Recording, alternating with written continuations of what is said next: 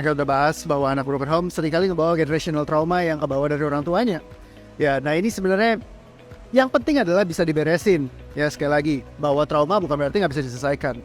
Kita jadi punya neurotic pattern yang bikin kita jadi craving segala macam, tapi itu semua bisa diselesaikan. Jadi sekali lagi, poinnya adalah bisa diselesaikannya, bukan soal generational traumanya pasti dibawa. Emang itu kemungkinan besar akan terjadi dan terbentuk dalam diri seseorang, tapi bukan berarti itu nggak bisa diselesaikan. Jadi kalau misalkan ada anak yang broken home, apakah mereka udah pasti berantakan, belangsak hidupnya? Nggak juga.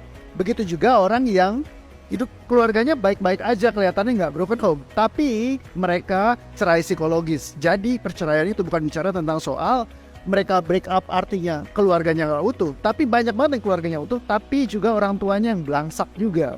Jadi misalkan kalau kita dalam hubungan gitu ya, nggak bisa nge-keep hubungan kita, relationshipnya baik, ya tentu itu kan bisa mempengaruhi ke anak-anak kita.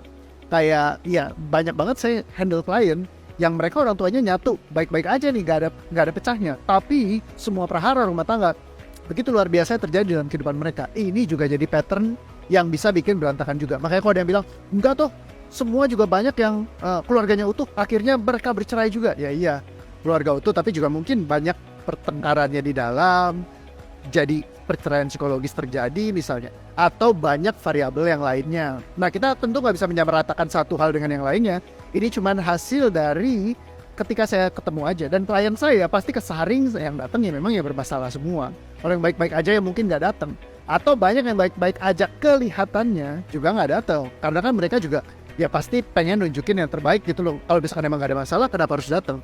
Nah, tapi banyak yang nimbun, akhirnya banyak beban emosinya, dan itu yang gak terselesaikan. Jadi kunci poinnya adalah dari semua yang kita bicarakan dari kemarin, problem trauma itu sesuatu yang bisa dibuang.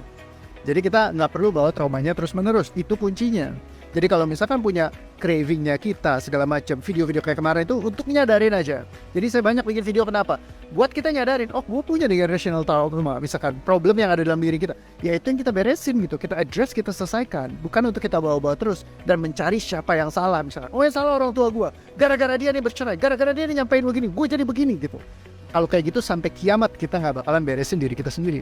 Nah, kita bisa selesaikan apa yang ada di dalam diri kita. Memang nggak gampang, ya perlu dibelajarin buat diberesin. Ketika kita merubah semuanya, mungkin hidup kita akan berubah banyak gitu. Kita kan bisa lebih bahagia. Kalau kita bahagia, kita akan nurunin juga kebahagiaan-kebahagiaan ini kepada orang di sekeliling kita, termasuk kepada anak-anak ya. Dan juga kalau orang tua kita nggak bahagia, bukan berarti kita jadi nggak bahagia juga. Bisa aja kalau mereka nggak bahagia, jadi motivasi kita untuk berbahagia, kan seperti itu. Ya, tapi untuk memotivasi kita untuk bahagia, kita juga perlu beresin dulu luka-lukanya. Karena kalau lukanya belum selesai, itu akan craving terus yang akan bawa kita jadi terus-terusan masuk ke pola yang serupa. Gimana cara selesainya? Di atas ada bagian caranya begini, silakan nonton lebih banyak ya. Dan saya selalu update dengan video-video lainnya yang mungkin bisa ngebantu kita untuk lebih aware. Oh, gue punya problem nih, gue punya masalah nih. Karena pertama awareness dulu, kalau kita sadar kita punya masalah, baru kita bisa mulai benerin. Kalau kita sendiri nggak sadar dan kita anggap nggak ada masalah, semuanya baik-baik aja, ya jadi susah gitu loh. Makanya video-video kemarin tuh kayak misalkan kita bicara tentang bahasa kasih, itu adalah pattern traumanya yang diciptakan dari overjoy sama overpain misalnya. Nah, ketika kita tahu kayak gitu, jadi bisa diselesaikan. Jadi bukan kita diamkan begitu-begitu saja ya. Jadi please ditonton video-videonya, ada banyak banget ya di VT saya yang bagus-bagus. Silakan dicek, siapa tahu ngebantu Anda untuk jadi pribadi yang lebih baik lagi, hidup jadi lebih asik lagi. See you kan semuanya, bye-bye, terima kasih.